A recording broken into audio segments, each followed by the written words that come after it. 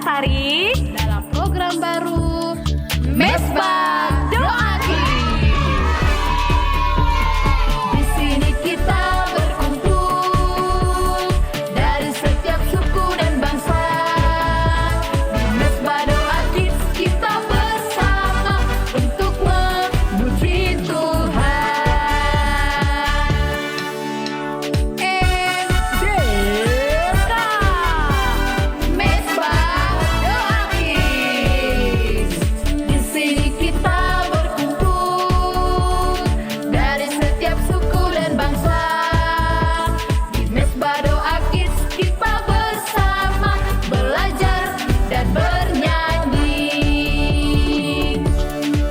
Tepuk tangan, sentak kaki, melompat, Haleluya.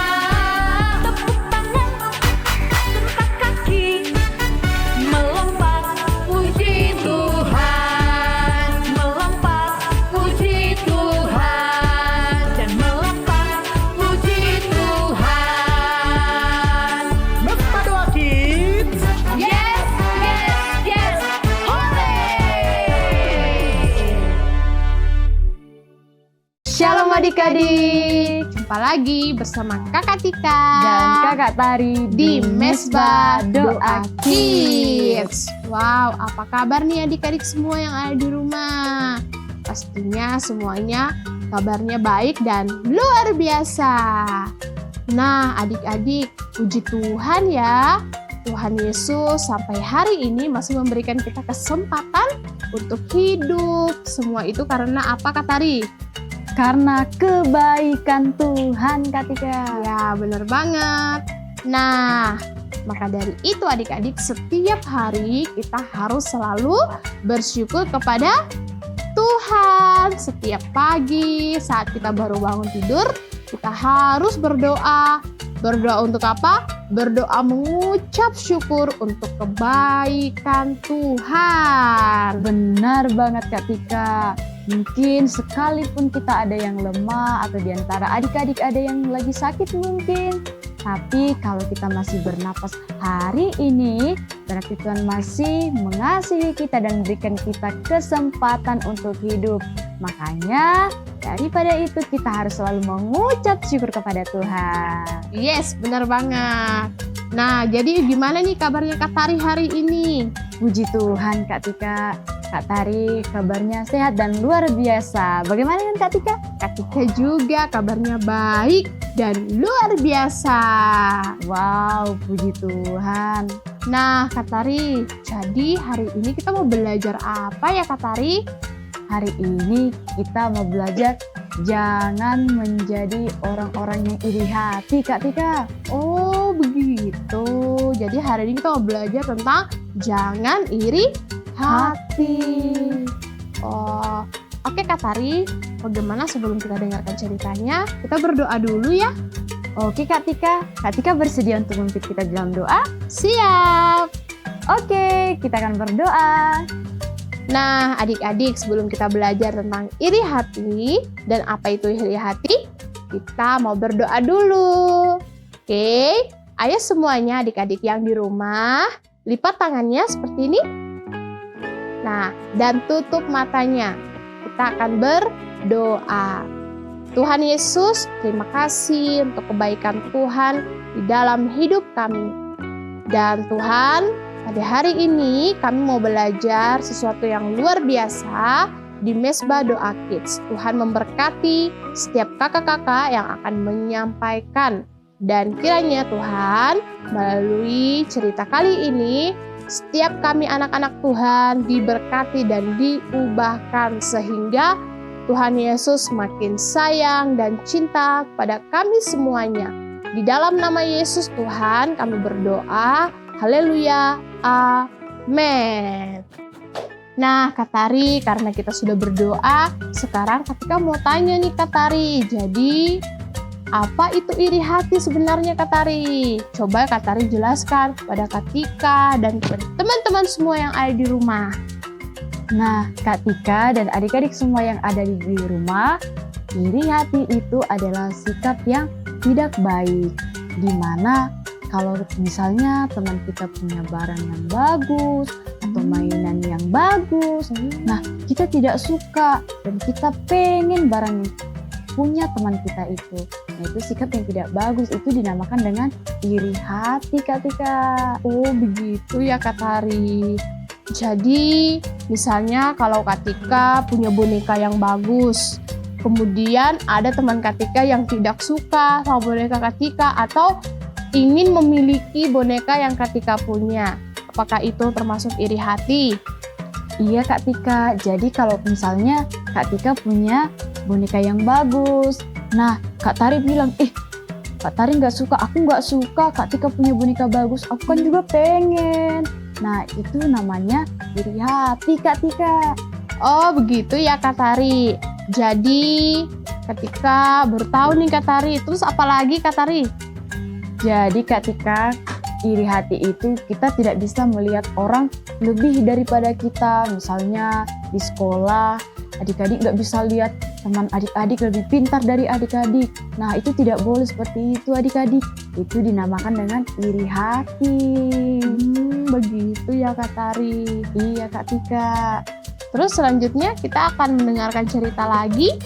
Iya Kak Tika, jadi supaya Kak Tika dan adik-adik semua lebih mengerti tentang apa itu iri hati, kita akan menyaksikan cerita berikut ini. Oke, langsung saja kita saksikan ceritanya.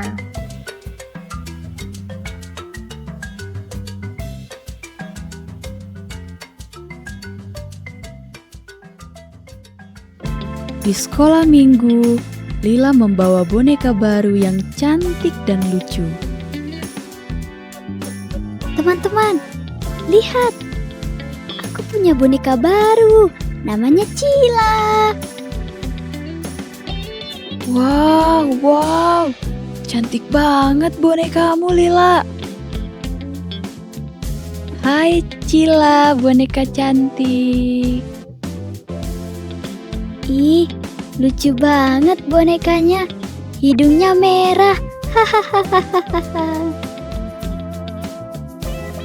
Mereka pun senang dan tertawa karena boneka barunya Lila, tapi tidak dengan Rani.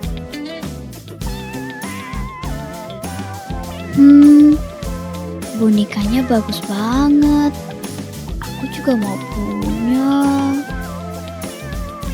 Rani diam saja, tidak seperti teman-teman yang lain. Di hatinya, ia merasa tidak senang. Ia iri karena Lila punya boneka baru sedangkan ia tidak. Setelah sekolah minggu selesai, Lila pun menghampiri Rani. Rani, ayo main bareng sama Cila, bonekaku. Aku tidak mau. Aku mau main sendiri aja. Mending kamu pergi bermain dengan bonekamu itu. Lila pun jadi sedih. Matanya berkaca-kaca dan dia hampir menangis. Ibu guru sekolah minggu melihat itu lalu mendekati mereka. Lila, kenapa kamu ingin menangis? Ada apa? Apa Rani membuatmu sedih? Rani tidak mau bermain denganku, Bu. Rani, kenapa kamu tidak mau bermain dengan Lila? Aku iri, Bu. Aku ingin punya boneka seperti Lila. Rani, iri hati itu tidak baik, nak. Tuhan mengajari kita supaya kita ikut senang kalau teman kita senang. Kalau kamu bersyukur dan punya hati yang baik, Tuhan pasti memberkatimu juga, Rani. Rani berpikir sebentar lalu tersenyum pada Lila. Maaf ya Lila, boneka kamu cantik sekali. Aku senang kamu punya boneka baru. Terima kasih Rani. Nah, begitu dong. Harus jadi anak-anak yang baik. Ayo sekarang, mana senyumnya? Rani dan Lila pun tersenyum dan tertawa bersama.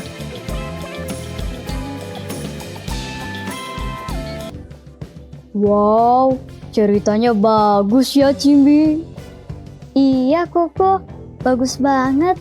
Hari ini, Cimi jadi belajar sesuatu yang baru. Ternyata, kita tidak boleh iri hati.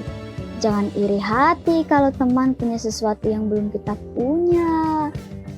Iya, Cimi. Koko juga belajar.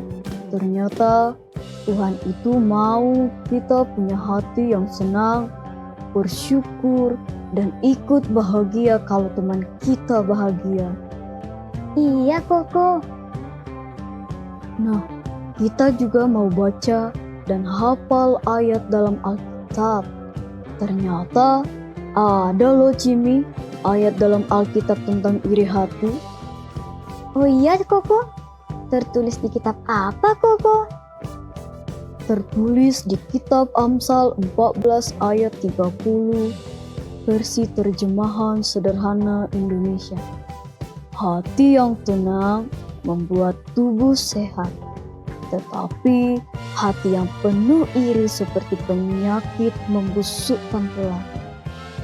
Amin. Yeay, puji Tuhan. Hari ini Cimi juga belajar dari firman Tuhan. Jangan iri hati. Karena seperti ayat yang kita baca barusan, ternyata iri hati membawa penyakit dalam tubuh. Iya, Cimi. Makanya kita jangan iri hati. Kita jadi anak yang baik ya, Cimi. Oke, Koko.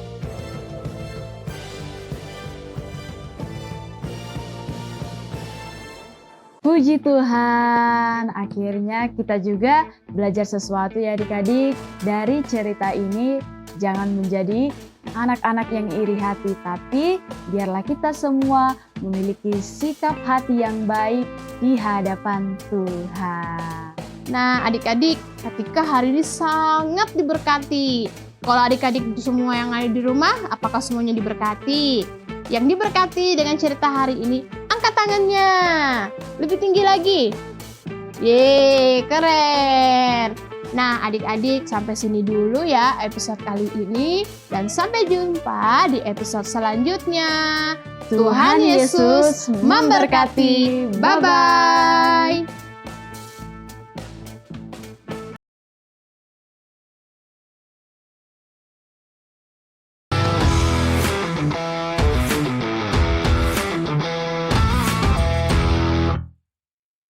Hi guys, welcome back to Miss Bad Doa Kids. Okay friends, let me ask you, who here wishes they had more time to play video games? How about more time to sleep? Yep, me too. Time is something we all have the same amount of each day. God gives us 24 hours, no more, no less. That's 1,440 minutes or 86,400 seconds. And once it's gone, it is gone. You can't press rewind like on YouTube, and you can't save it for later like a snack in your backpack. The Bible says in Ephesians 5 verse 15 until 16, be very careful then how you live, not as unwise, but as wise, making the most of every opportunity because the days are evil. That means we should use our time wisely because it is a gift from God. Here's a story from Ecclesiastes 3 verse 1.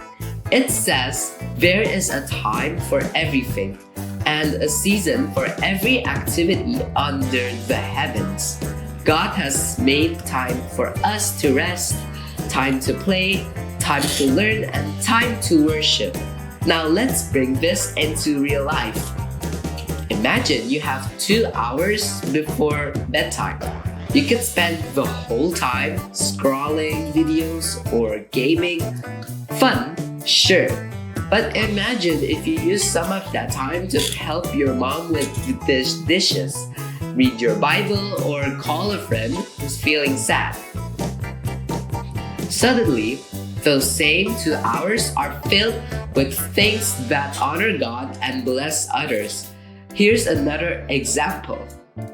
Think about homework. If you wait until the very last minute, you're rushing and stressed. But if you use your time wisely, you finish it earlier. And when you get extra free time to do what you enjoy, see, using time wisely actually makes life better. So here's the big lesson. We don't control how much time we get, but we do control how we spend it.